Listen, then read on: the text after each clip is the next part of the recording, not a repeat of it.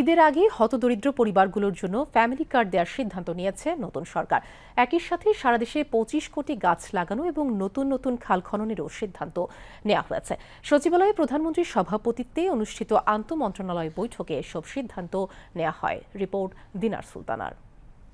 নারী হলেই কিন্তু দিচ্ছি না আমরা ফ্যামিলি কার্ডটা, আমরা দিচ্ছি পরিবারের যে প্রধান নারী যে সংসারটা চালাচ্ছে তার হাতে আমরা দিতে চাচ্ছি। আমরা দুভাবে করব, একটা হচ্ছে এই কার্ডের মাধ্যমে আমরা নির্বাচনী ইস্তেহারে ফ্যামিলি কার্ড দেওয়ার যে প্রতিশ্রুতি দিয়েছিল বিএনপি তা পরীক্ষামূলকভাবে ঈদের আগেই বাস্তবায়ন করার সিদ্ধান্ত নিয়েছে সরকার।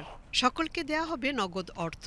প্রধানমন্ত্রীর সভাপতিত্বে আন্তঃমন্ত্রণালয় সভায় এই সিদ্ধান্ত নেওয়া হয়। পরীক্ষামূলকভাবে হতদরিদ্র পরিবারগুলোকে দেয়া হলেও পর্যায়ক্রমে সকল পরিবারের নারী সদস্যদেরকে এই কার্ড দেয়া হবে। ফ্যামিলি কার্ড বিতরণ, বাস্তবায়ন, পদ্ধতি নির্ধারণ এবং অর্থ বরাদ্দ সহ সামগ্রিক বিষয় ঠিক করতে অর্থমন্ত্রীকে প্রধান করে একটি কমিটি গঠন করা হয়েছে। আগামী 3 দিনের মধ্যে প্রতিবেদন দেবে কমিটি। বৈঠক শেষে মন্ত্রীরা এসব কথা জানান। বহুল প্রচারিত যে প্রতিশ্রুতি ফ্যামিলি কার্ড, আমরা ইনশাল্লাহ এই মাস থেকেই ঈদের আগেই আমরা আমাদের এই ফ্যামিলি কার্ড বন্টনের কাজ বাস্তবায়ন শুরু করব। কারণ এটা আমাদের নির্বাচনী ওয়াদার মধ্যে সবচেয়ে গুরুত্বপূর্ণ ওয়াদা এবং বাংলাদেশের প্রতিটি পরিবারের নারী সদস্য পর্যায়ক্রমে এই ফ্যামিলি কার্ড পাবে।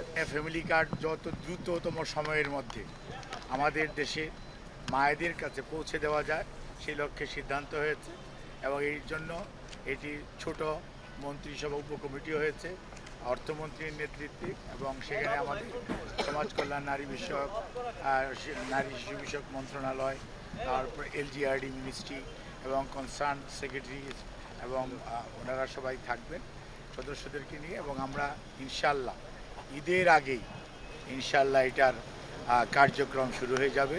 নির্বাচনী ম্যানিফেস্টোতে ফ্যামিলি কার্ডের ইস্যুর বিস্তারিত উল্লেখ আছে, সেটা কার্যকর কিভাবে করবে সেটা নিয়ে আজকে আলোচনা হয়েছে।